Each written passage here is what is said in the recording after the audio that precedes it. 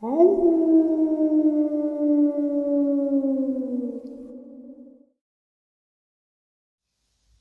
and salutations, everyone. I hope everyone is still doing well, and welcome to today's bonus upload.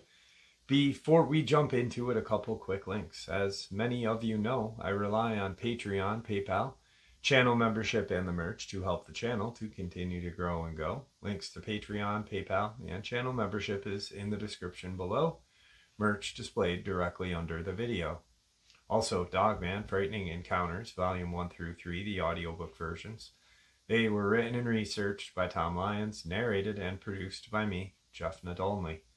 Those audiobooks are available on Audible, Amazon, and iTunes, links to which are also in the description as well.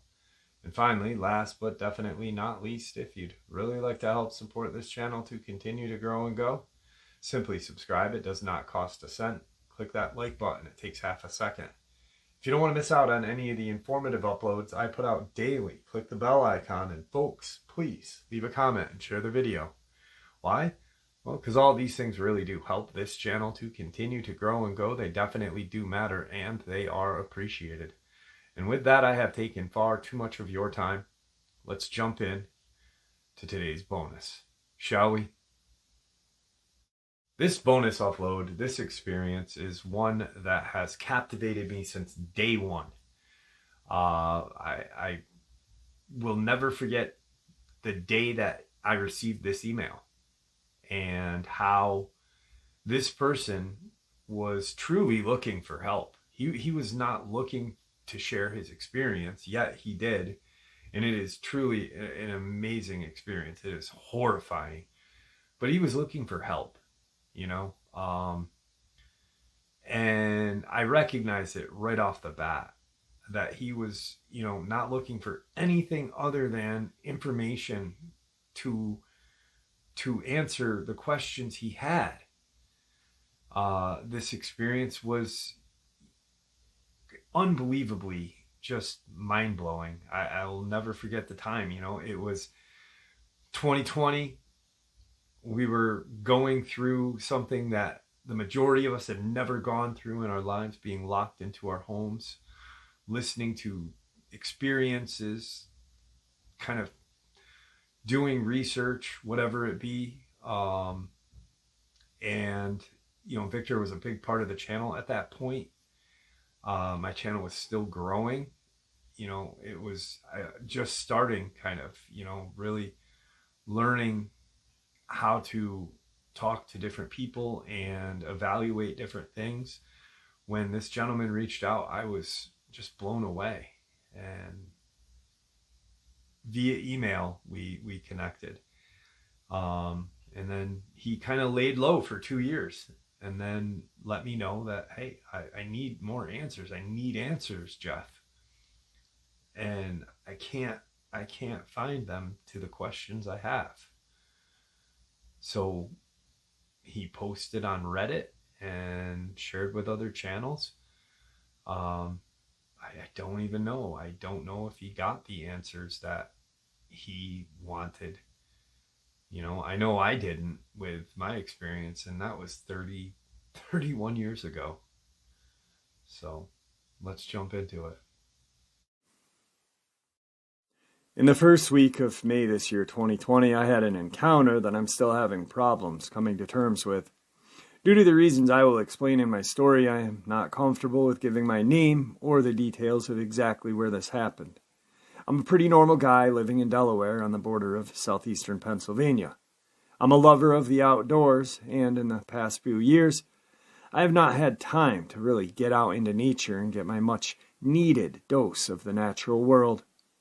In 2019, I opened my own online business, and due to the recent COVID-19 pandemic and the whole world being stuck at home on their computers, my sales tripled the first half of this year. I have 2 children who are now very responsible and trustworthy teenagers. My girlfriend works at a local hospital and is considered an essential worker, so the pandemic has kept her very busy this year. I turned 40 this year, and for the first time in my adult life, I had some time on my hands and was itching to get away from civilization. I have an internet hotspot router built into my SUV, that works almost anywhere, no matter how remote. So with a laptop, I figured I could work from the road and take a few days, go fishing, and breathe some much-needed fresh air. Neither of the teenagers were interested in joining me, and like I said, my girlfriend was far too busy with work. So I took my best friend with me, a 120-pound pit bull lab mix named Pete. He makes a great camping dog because he is incredibly lazy, and I never have to worry about him running off to chase deer or anything. He will lay on his blanket next to the fire all day and night, unless I make him head out with me. But, as I've learned while camping with Pete, if coyote, bear, or any other predators come around, he snaps out of his laziness and protects the camp. Despite his easygoing demeanor, Pete is pretty intimidating, as he is 120 pounds of muscle with no fat, which also blows my mind because of how lazy and inactive he is. I try to go camping at least once a year, and when I do, I usually rough it with a small tent and whatever I can carry on my back. But this time I decided that I wanted to have as many comforts of home and really pamper myself. So I hitched my 10-foot enclosed cargo trailer to my very large SUV and filled it with all the things I would really want to be comfy. I brought my full-sized backyard grill, a 12x12 pop-up canopy, an air mattress, 2 large coolers full of food, and a fancy 6-person tent. The campground I decided to go to is a large one that is mostly used for RV kind of crowd. But the far end, right next to a stream, is the best fishing area. They have half a dozen of just plain old campsites with no power or water hookups. My campsite was bordered by about 50 yards of thick woods that separated my camp from a large, fast-moving stream that is well known to be one of the best trout fishing spots in the whole state. On the other side of the stream is a steep mountainside that is covered in rock overhangs and small caves. It's a beautiful area, and I love falling asleep to the sound of the water. I set up the camp so that my SUV, trailer, and pop-up canopy make sort of a U shape and block most of the view into my area from the rest of the campers. I rented my campsite for a full week, starting on May 1st, which was the first day that the state opened up most of the state parks and campgrounds to the public, since the pandemic shut down in March. I arrived at the campground about midday on Friday, and the place was packed. I spent most of the day getting my campsite set up, getting to know my temporary neighbors, and cooking ribeye steaks, burgers, and vegetables on the grill. The weather in central PA in early May is pretty much perfect, so I decided to sleep in the tent each night with Pete and turned my trailer into a mobile office, where I kept my computer, internet goods, mailing packages, and even a printer for printing postage. This way, I could work an hour or so each morning, get my orders packed up, drive 20 minutes to the nearest town once every few days, and get my orders shipped. I remember thinking that I wish I could convince my girlfriend and children to just sell everything and move into the woods and just live like this. The weekend was crazy busy at the campground, and the creek was lined with fishermen as far as the eye could see. So I decided to do some hiking and exploring into the surrounding wilderness with Pete, instead of fighting 10 people for the same one fish all day. It felt great to get out to where I belong, the woods. The only negative was that it rained on and off all weekend while I was hiking. But to be honest, when you're at camp in Pennsylvania, you should expect to get rained on regularly. On the afternoon of Sunday, May 3rd, the campground cleared out and fast. And by sundown, there were only a few active campsites left. I had gotten to know the 2 guys in the campsite directly next to mine, and we hung out for a few hours a night, while I drank hot tea and they smoked joints like they were cigarettes. Needless to say, they were always hungry and seemed pleased to have me next door with my full-size grill and enough food to feed a small army. For the next few days, I worked online, fished the creek, and explored the mountains of the area on foot with my dog. We also like to just walk around the campground itself and stop and talk with the scattered campers who were there during the weekdays.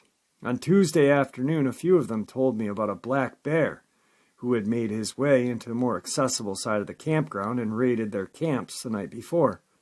This had me a little concerned because I had a full-size grill sitting out in the open back at camp that I had been cooking delicious food on for days on end. I debated putting the grill inside the enclosed trailer at night, but laziness got the best of me and I left it out.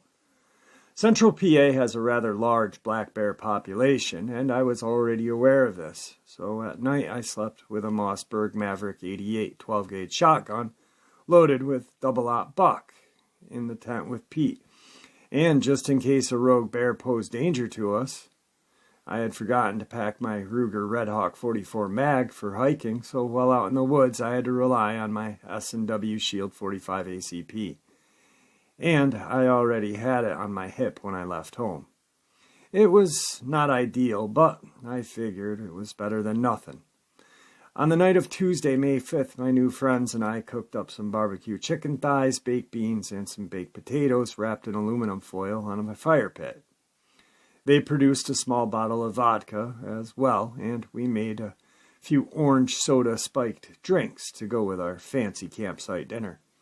All the food and drinks combined with too much fun had worn us out a little too early, so we parted ways and got ourselves prepared to crash for the night. A night that would prove to be the most terrifying night of our lives.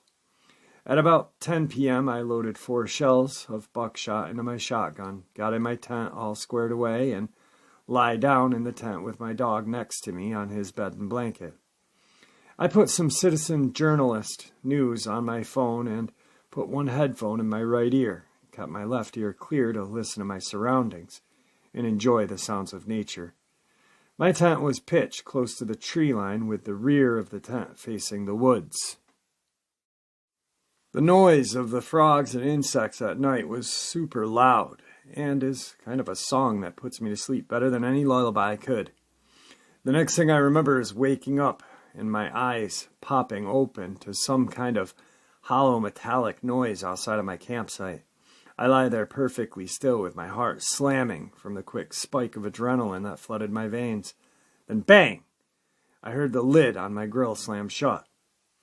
I had stuck a fairly bright solar-powered motion light on the side of my trailer that lit up my small U-shaped courtyard area of vehicles and tents. My tent was facing the open part of the U, and I could see that my motion light was on, and someone or something was moving around my camp, casting shadows as it went. I looked at Pete to my right, and he was still lying down with his head, but his head was up, and his eyes were as big as ping-pong balls. He was clearly hearing what I was hearing, but I found it strange that he was silent.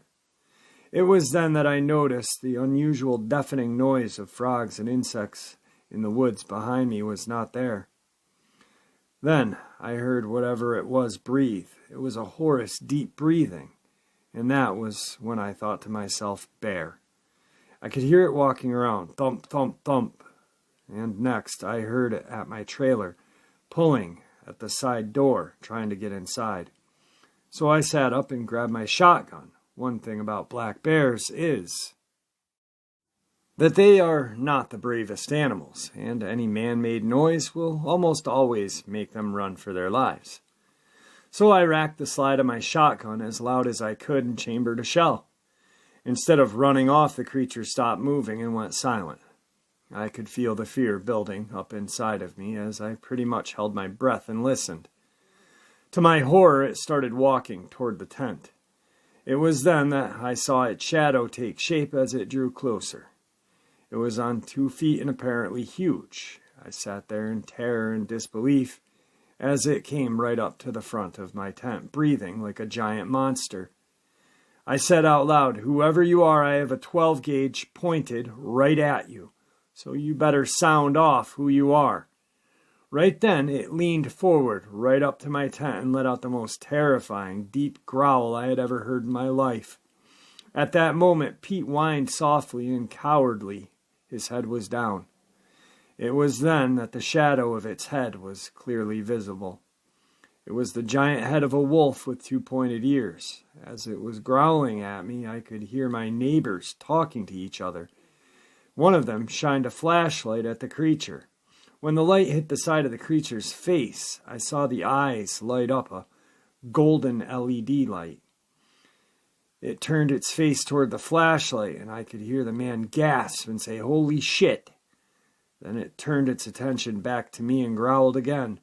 I decided that if I didn't do something, this thing was going to kill us. So I laid back onto my sleeping pad, took aim at the shadow of the monster's head, and pulled the trigger. What followed was complete and total pandemonium. The monster screamed and roared at the same time. It was like a death scream of a woman mixed with the roar of a big lion. Pete finally snapped out of his fear, jumped up, and started barking ferociously. The thing ran off, and from what I could tell from the loud thump, it ran straight into my trailer. I clambered up and quickly unzipped the tent and poked my head outside to see. It got up on its feet and ran right into the picnic table and did a flip onto the ground. It started grabbing its face and thrashing around. I could see that there was blood everywhere on the trailer. I jumped out of the tent while chambering another shell. I aimed as best as I could with my whole body shaking violently. And right as it started to get up, I shot it a second time. I'm not entirely sure that I hit it with the second shot. It stood straight up and I pumped the gun and shot again. The third shot dropped it again. I was so terrified and taken back at how tall it was when it stood up that I tripped over my own feet and fell backwards. Just then I heard more gunfire up behind me and turned to see my neighbor unloading a large revolver into this werewolf-looking thing at maybe 20 yards. The creature was on its side and was kind of running in circles on the ground, gurgling and spraying blood from its face and neck as it was gasping. As it was doing this death spiral on the ground, it was moving closer to me. I tried to pump the gun again and was shaking so bad that it took 3 attempts before the last shell chambered. I just pointed and shot without aiming and could see the hump on its back of its neck rip open and spray blood and flesh all over the place. I was really close to it at this point. The monster stopped flipping out and its limbs were twitching, while its head remained fully animated and flopping back and forth for at least another 10 seconds. I crawled quickly backwards away from it and tried to stand up. I realized once I stood up that I had been holding my breath the whole time. And when I got to my feet, my vision started to go black and I fell over again. My new friend ran up and grabbed my arms and started to pull me hard backwards away from the monster. I stood up shaking badly and looked at the guy with the revolver. His eyes were huge and full of terror.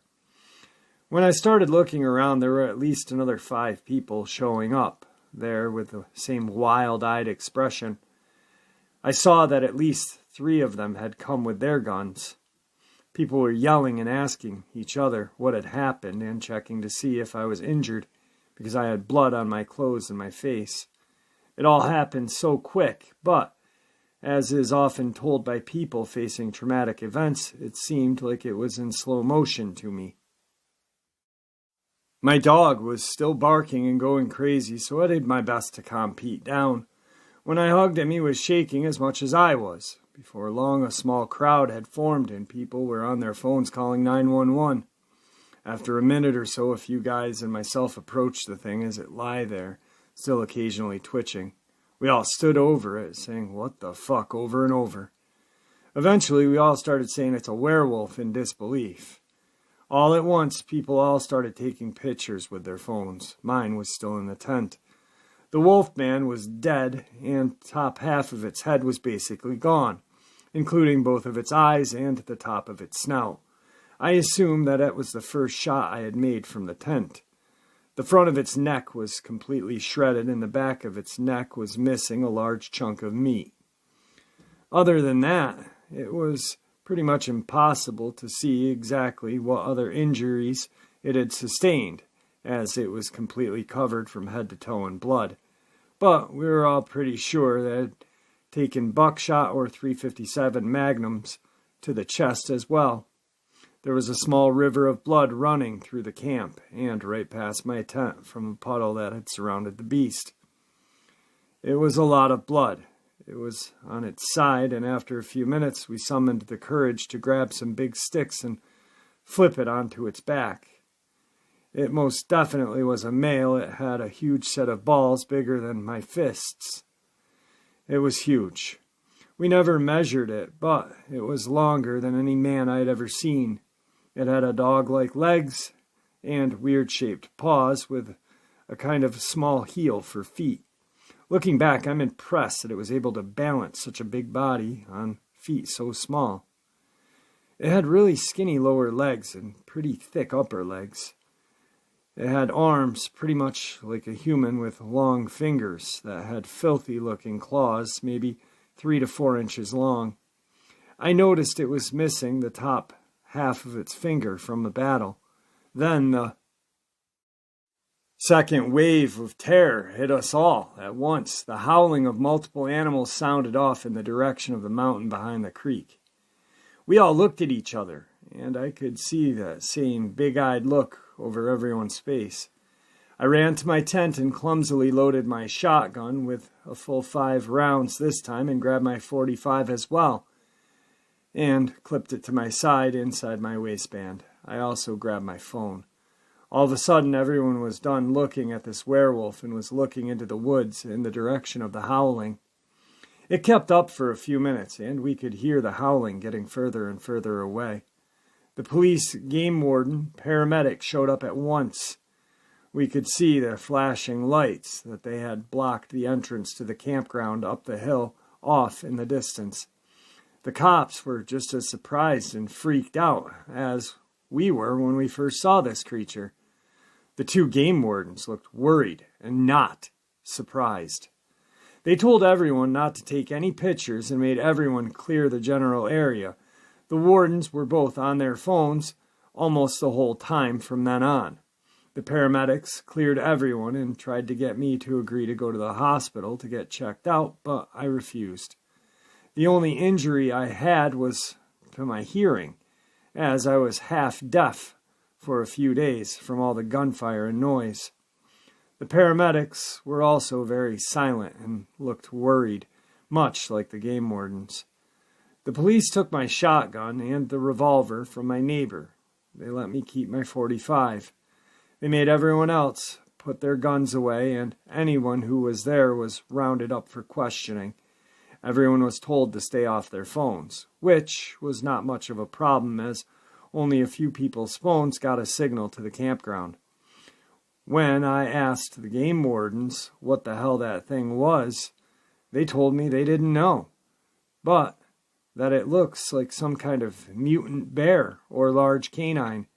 A few hours later, an SUV full of guys showed up. They were all carrying large Glocks and dressed in cargo pants and t-shirts. They immediately took me and the others who were involved aside and began questioning. They told me that they were with the Federal Fish and Game. They were very interested in the howling we heard after the battle occurred. They must have asked me 10 times about where it was, how close it sounded, and what it sounded like, etc. They also repeated to me 100 times that I was not to tell anyone what happened, and they would get to the bottom of things and find out what I had encountered. They told me to tell anyone who asked about my trailer that I had to shoot an aggressive bear. I assume they told my neighbor and anyone else who was there on the scene the same thing. They made us open our phones and go through our photos and delete the pics we all took at once. They also told me that if any pictures were to come out of this creature, that it would spell trouble for anyone who has them. They threatened me with all kinds of trouble if this got out. They didn't try to pretend that I was seeing anything. They just point blank and politely asked me not to talk about it and to lie about the trailer damage. It would seem that I was asleep for only about 2 hours before the Dogman showed up.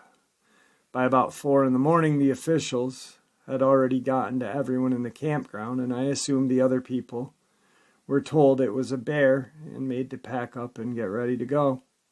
They said it was not safe and that they had to close the campground until they were sure it was safe.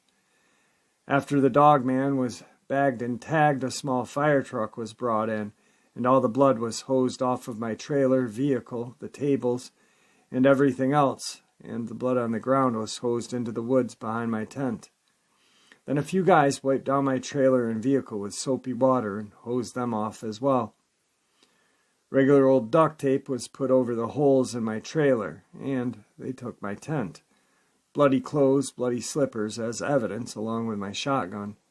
Right before I left, they gave me back my shotgun, wiped down and unloaded. They told me to fill my tank at the closest town and drive straight home without stopping. They repeated this 3 times to me.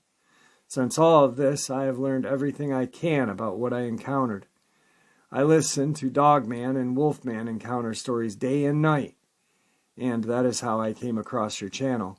I figured I'd reach out to you. I'm amazed that authorities are able to keep such a noisy event with so many witnesses under wraps. I've been searching for anyone who came forward or anything about the campground closing in the news. Nothing. I'm not interested in putting myself out there any more than just this for now. I'm almost as scared of the agents as I am of the Dogman. But all in all, they seem genuinely concerned for my well-being. So after I air this encounter, with his permission, of course, I received this email. I trust that you're a good person and all, but I fear that they may be watching you due to the other uploads of yours I've listened to about the dude named Victor. I find it interesting that one agent that really had me cornered there for a while that night had a thick southern accent. I suppose he may have come from your Friends Virginia group. I will see if I can put together an online phone number and call you while on a proxy server. I'm sorry for the paranoia, but life has been really going well with the exception of this encounter. I'm terrified of those guys, the agents, fucking up my life. I can't afford things to go sideways for my family and myself right now. My state of mind is pretty jumpy these days. I won't even take my trash cans out without my big revolver. If I do get set up together to call you, what's the best time? If you have any questions in the meantime, go ahead and email me. I will make sure to check this account for you each day. Third email. I was reading through the comments on the show about my encounter. A few people had questions, it seems.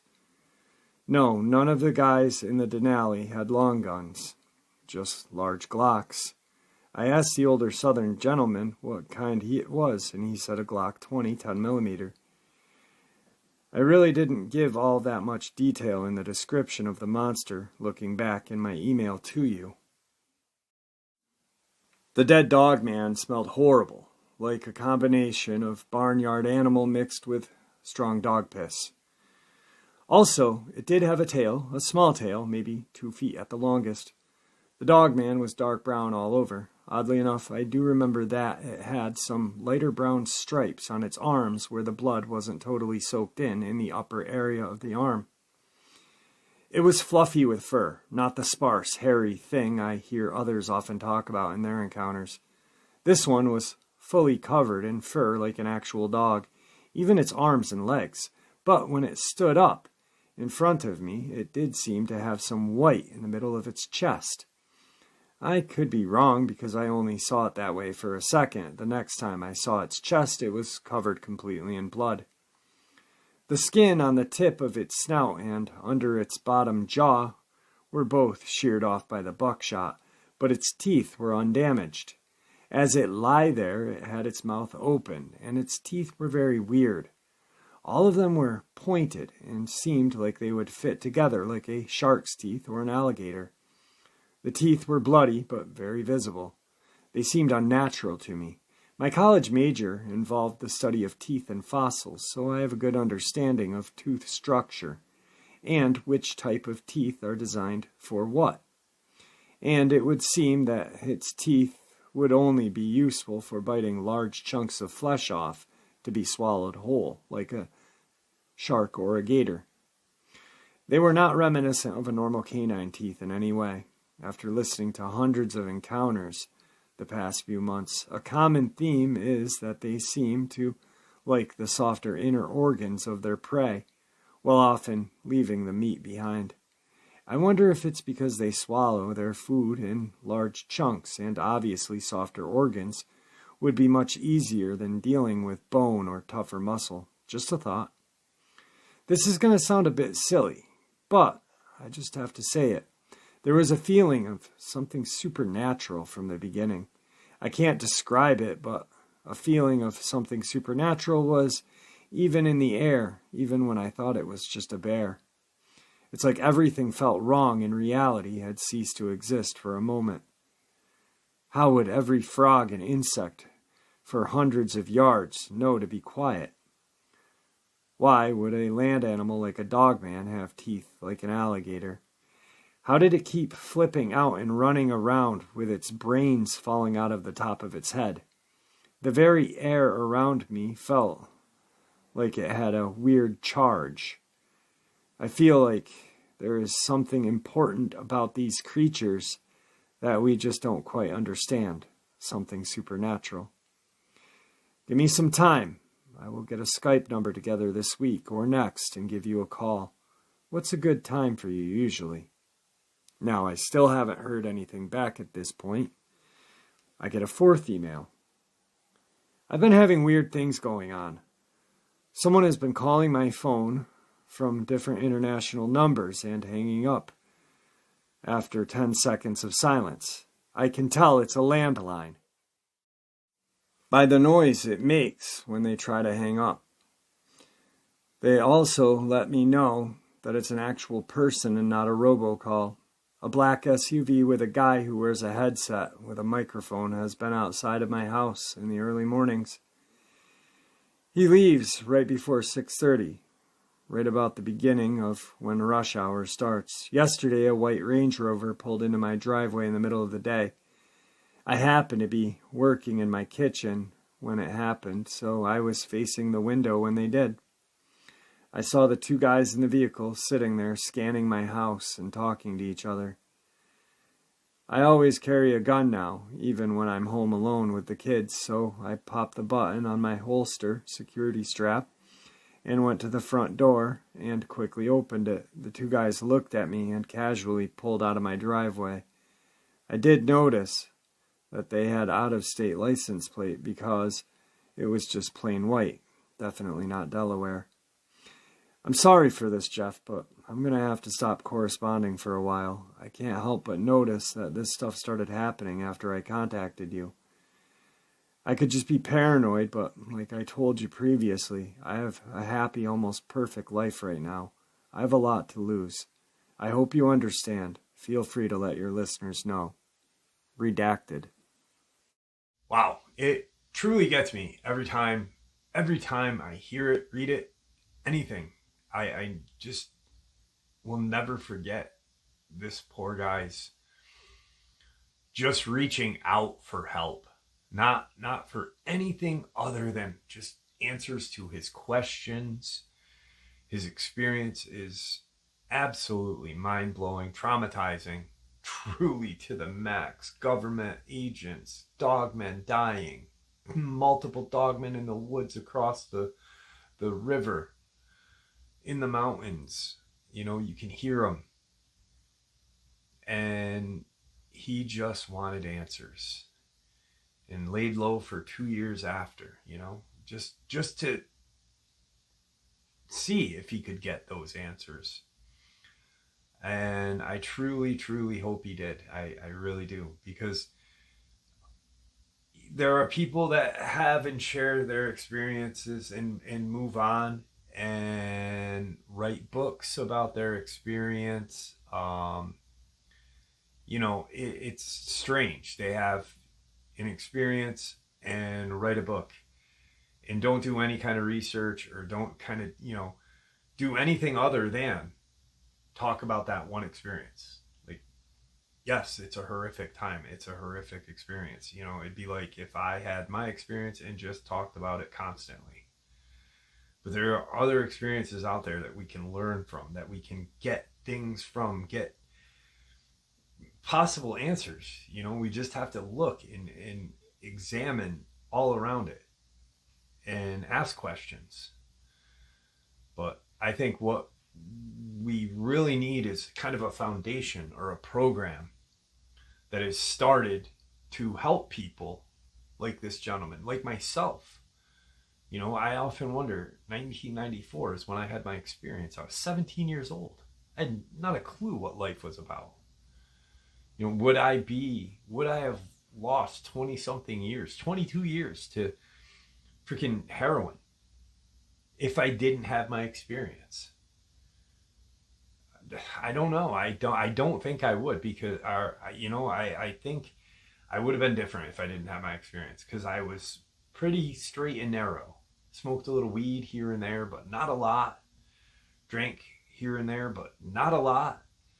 You know, maybe like once a freaking couple months, because I was doing different stuff. I was wrestling in high school. I was in a band. You know, I was skateboarding. I did half pipe in my backyard, for God's sake.